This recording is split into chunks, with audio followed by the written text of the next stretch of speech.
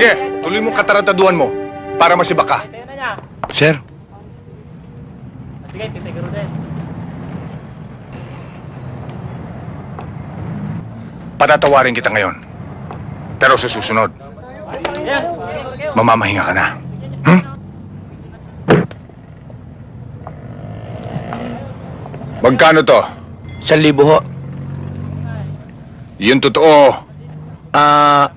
800 lang ho. Bata mo, ha? Ayoko ng gulo dito. Opo. Oh, pati yung isang kita ka pa. Saka mo na! Saka mo na! Nabugbog na nga ako, tapos yung rock na tokba na ako, tapos ikaw upakan mo pa ako. 280 natira. Ba't binigay mo lahat? Kwarta o kulong? O sige ko na may mga tong! Tong ng buong Baguio, eto lang? Pinakailaman nyo to, no?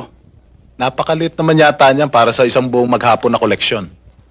Topak, Bulldog, kayo ensayo lang ni Ben kanina, baka gusto nyong ma-main event. May kababuyan din naman yung bibig mo, no? Baka hindi mo alam ang sinasabi mo. Gusto mo magsubukan tayo sa labas, eh. Wag na. Subok na yan eh. Pasensya ka na, Ben. Magkano naging koleksyon? Boss, medyo maliit eh. Alam mo naman, kalilindol lang. Yun naman pala eh. Wag niyo nang pagtalunan yan. Kunin niyo muna ito, ha. O, ito, panggastos. Thank you, boss. Wow! Ben, ang dami niyan ah. Boss, wala ba para sa Miron? Kapag di ka tumigil, magkakaroon ka sa akin. Sige o, boss.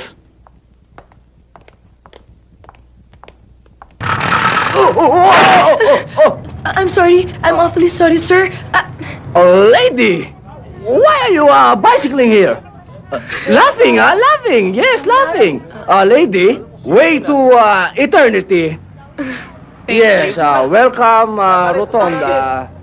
You know. Ano, Ben? Tinatanggap mo na bang inaalo ko sa'yo? Boss, ako, talagang gusto ko yumaman. Gusto ko magkaroon ng maraming pera. Kaya lang, yung pinagagawa mo sa akin, masyadong mahirap yan. Yung sintensya niyan, hindi pang small-time hoodlum. Oo nga, pamapuha yun. Ano man po? Yung Godfather. Mafia, gago. Teka muna, boss. Ayoko nang marinig yung mga sinasabi mo. Tsaka ako, naaawa ako sa mga nagiging biktima niyan. Maawain ako eh. Tsaka, Dorda yan. Ayoko ng ganyan. Oh, talagang sigang kanin ka lang. Eh kung ganyan ang prinsipyo mo, talagang hindi ka yayaman. Hindi ka tumulad sa akin. Malay mo, balang araw, maging big time ka rin. Baka pwede ka pa maging mayor ng Baguio.